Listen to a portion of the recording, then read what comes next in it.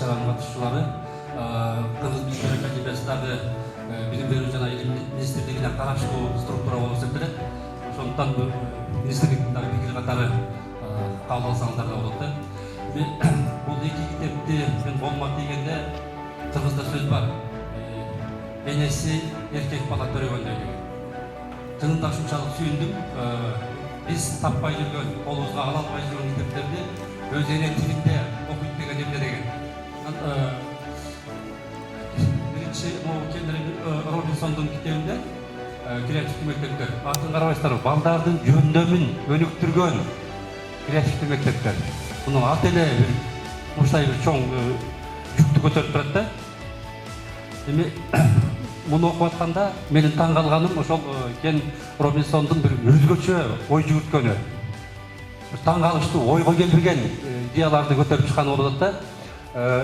Мисалы үчүн жанакы билим берүүнүн кантип массалык түрдө мектептердин ачылгандыгы, анан ошо индустриалдаштыруу процессинин 19-18 кылдын аягында, 19-кылда башталган процесс азыркыга чейин келе жатканы, анын оң терс жактары болгондо дагы жанакы мектеп билим берүүсүн ошол өнөр жай менен салыштырганы, айыл чарба менен салыштырганы, ошол жакта кетип аткан кемчиликтер бүгүнкү күндө мектепте кетип аткандагы аябай бир ынанымдуу далилдер менен бергени менин оюма буга чейин келген эмес экен. Китепти окуп отуруп ушунчалык ыраазы болдум.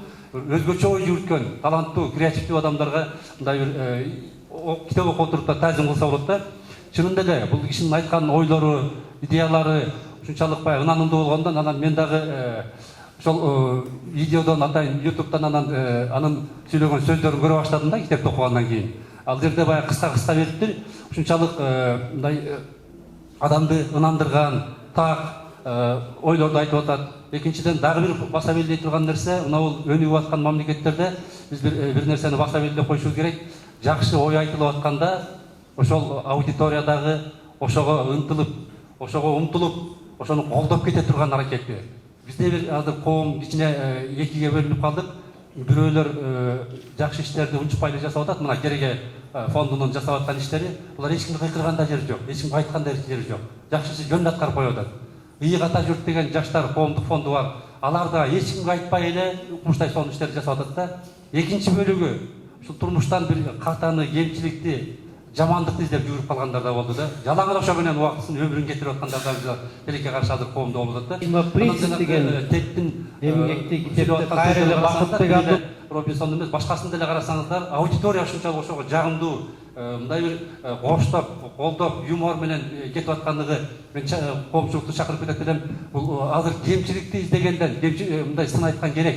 Бирок кемчиликти издеп ошого эле кармалып калбай, бир жакшы позитив менен ушундай жакшы иштер болуп атканда ошол позитивди улантып кетсек деген ойлор болуп атат да. Анан ушул китепти караган Тейттин эле сайтынан 30 миллион киши караптыр. Ал эми башка сайттардан 300 миллион караптыр. Бул эми буга чейинки маалымат 330 миллион деген эмне? Кыргызстанда биз 6 миллион болобуз да 330 миллион киши ушул Тейттин сүйлөгөн сөздөрүн карап ошого реакция кылып атат да. Бул күндөн күнгө дагы көбөйүп атат. Анан экинчи китеп боюнча мына негизги 20 принциптерин бул китеп кичине чакан болгон үчүн командировкага чыкканда да көтөрүп алып биринчи ушул китепти окуп чыктым да. Эмнеси артыкчылыгы эмнеде дегенде бул жерде китепти бүт принциптерди билим берүүдөгү принциптердин баары чогултушуп тур дагы анан баягы ошонун маанилүүлөрүн калтырабыз деп улам бирден чыгарып отуруп акыркы калып калган 20 принцип экен да. Муну андан нары кыскартканга болбой калган 20 принцип.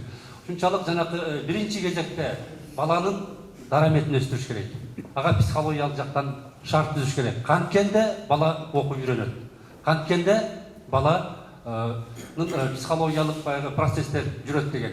Мен ушул китепти окуп атып мындай бир ойго келдим да. Союз убагында биз балдарды изилтечү эмеспиз. Анткени бул союздук деңгээлде балдардын психологиясы дагы, балдардын өнүгүшү дагы, анын мындай өзгөчөлүктөр дагы ошол союздук деңгээлде изилденип эле ошону биз адаптация кылып алчубуз. Ошол тенденция азыр да кетип атат. Мына Кыргызстанда баланын өзүн изилдеген бир дагы структура жок. Ошол тенденцияны кетип калдык. Биздин Кыргыз Билим Академиясы дагы көбүнчө мугалимдер менен иштеп атабыз. Ушул китепти окугандан кийин ой келди. Азыр баланын өзүн изилдеген бир лаборатория түзсөк деген. Анткени баланын өзүн билбей туруп биз аны кантип окутушту, кантип өстүрүштү биле албай билишибиз кыйыныраак болот. Бул ушул китептин өзүнүн бир өзгөчөлүгү деп айтсак болот да. Ошол китептердин таасири менен кечээ биз мына Кыргызстанды билим кербелиде кыдырып келдик. 7 областта тең болдук. Мугалимдер ушунчалык суусап калдыр да жаңы маалыматка. Залда баягы пленардык жыйын болуп атканда батпай туруп алышты. Мына Нарында дагы көлдө чоң автоой залда тепкичтерге отурушуп, сахнага отурушуп келип атты да. Ошол жерде мен ушул китептерди эстеп туруп ойлоп атам, биздин мына Бишкекте жасап аткан иш-чарабыз абдан жакшы иш-чара. Бул китептерди жайылтышыбыз керек. Бирок бир нерсени айталы, кандай гана идея болбосун, кандай гана документ болбосун, кандай гана программа болбосун, ал качан ишке ашат?